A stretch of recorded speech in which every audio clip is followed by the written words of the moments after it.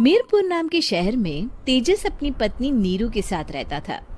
पति पत्नी दोनों ही नौकरी करते थे। एक दिन तेजस गांव अपनी माँ के पास फोन करता है। हेलो, प्रणाम माँ। जीते रहो माँ, तुम दादी बनने वाली हो हैं? अरे वाह, ठीक है बेटा, मैं कल ही आती हूँ। जब माँ जी शहर पहुंची तो बेटे बहू ने बहुत अच्छे से स्वागत किया। लीजिए माँ जी, चाय। अरे गर्मा गर्म पकोड़े ले आओ माँ के लिए। नीरू रसोई में गई और 2 मिनट में ही पकोड़े ले आई। जी ये लीजिए। बहू, जादू से बनाए हैं क्या? अभी तो रसोई में गई थी। यम्मी। माँ जी, शीला रसोई में पकोड़े तल रही है, मैं बस लेकर आई। हे भगवान, मेरा धर्म भ्रष्ट कर दिया तूने। अब तो गंगा जल से शुद्धिकरण करना होगा।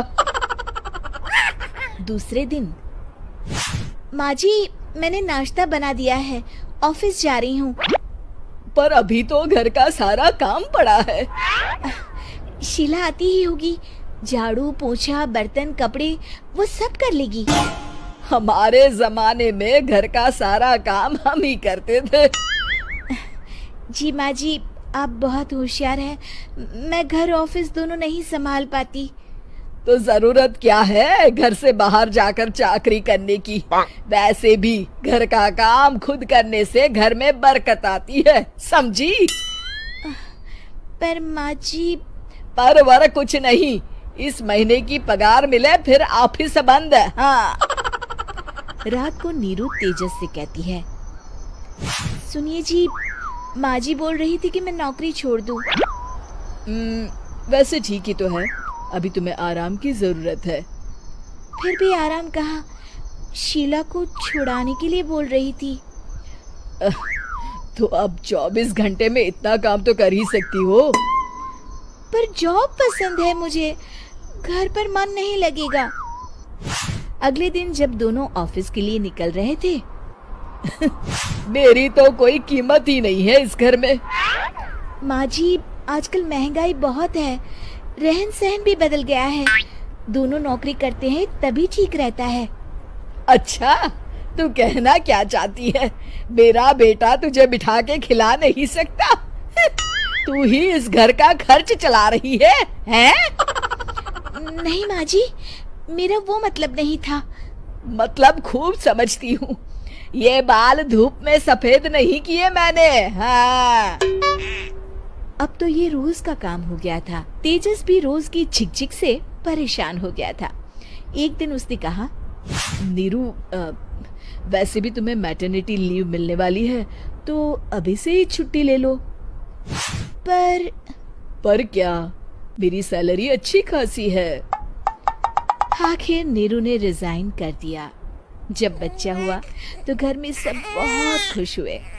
कुछ दिनों बाद तेजस फाइल देख रहा था। क्या हुआ तेजस, कुछ परेशान लग रहे हो?